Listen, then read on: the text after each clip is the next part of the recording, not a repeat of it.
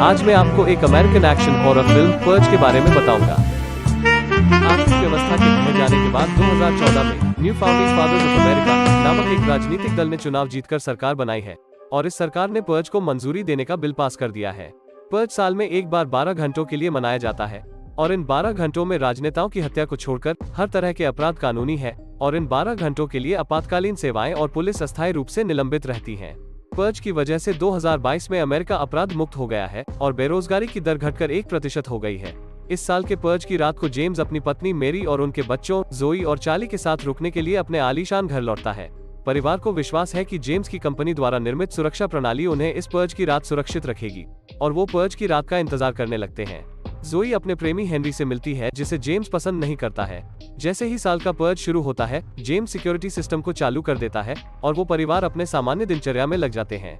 जोई अपने कमरे में लौटती है और उसको वहाँ हेनरी दिखाई देता है जो सिक्योरिटी सिस्टम चालू होने से पहले छुपकर अंदर आ गया था और वो जोई और अपने रिश्ते के बारे में जोई के पिता से बात करना चाहता है। इस बीच चार्ली सुरक्षा मॉनिटर देखता है और देखता है कि एक घायल व्यक्ति मदद के लिए पुकार रहा है। वो आदमी को अंदर आने की अनुमति देने के लिए सिक्योरिटी सिस्टम को बंद कर देता है, लेकिन जेम्स सिस्टम को फिर से चालू करने के लिए दौड़ता है और उस आदमी को बंदूक की नोक पर रखता है। तभी हेनरी नीचे आता है और जेम्स पर पिस्तौल तानकर गोलियां चलाने लगता है। जवाब में जेम्स भी गोलियां चलाने लगता है और हेनरी को घातक रूप से घायल कर देता है, जिस वजह से हेनरी की मृत्यु हो जाती है। इसी दौरान वो अजनबी आदमी वहां से गायब हो जाता है और छुप जाता है। सिक्योरिटी कैमरा के माध्यम से परिवार मास्क पहने और भारी हथियारों से लैस लोगों के एक गिरोह को उनके घर की ओर आते हुए देखता है। गिरोह का नेता उस आदमी की मांग करता है और साथ ही चेतावनी देता है कि अगर ऐसा नहीं किया गया तो वो उनके घर पर आक्रमण कर सभी को मार देंगे। जब मैरी सुरक्षा व्यवस्था के बारे में पूछती है तो जेम्स स्वीकार करता है कि ये एक निर्धारित हमले का सामना करने में असमर्थ है।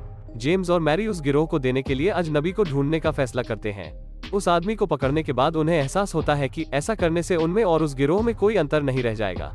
वो उसको छोड़ देते हैं और उस गिरोह से खुद का बचाव करने का फैसला लेते हैं। समय सीमा बीत जाने के बाद वो गिरोह घर में घुस जाता है।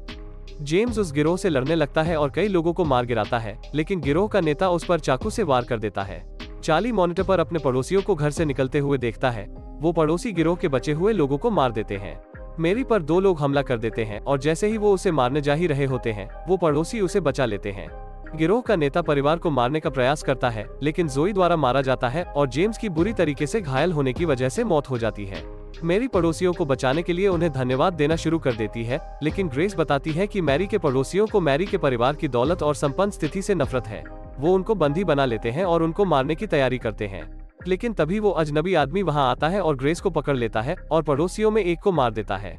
मेरी उसको अन्य पड़ोसियों को मारने से रोक देती है और ये तय करती है कि सभी शांतिपूर्वक तरीके से पर्ज की खत्म होने की प्रतीक्षा करेंगे। अगली सुबह पर्ज के खत्म होने से पहले ग्रेस मेरी की बंदूक छीनने की कोशिश करती है, लेकिन प्रतिशोध में मेरी उसे घायल कर देती है।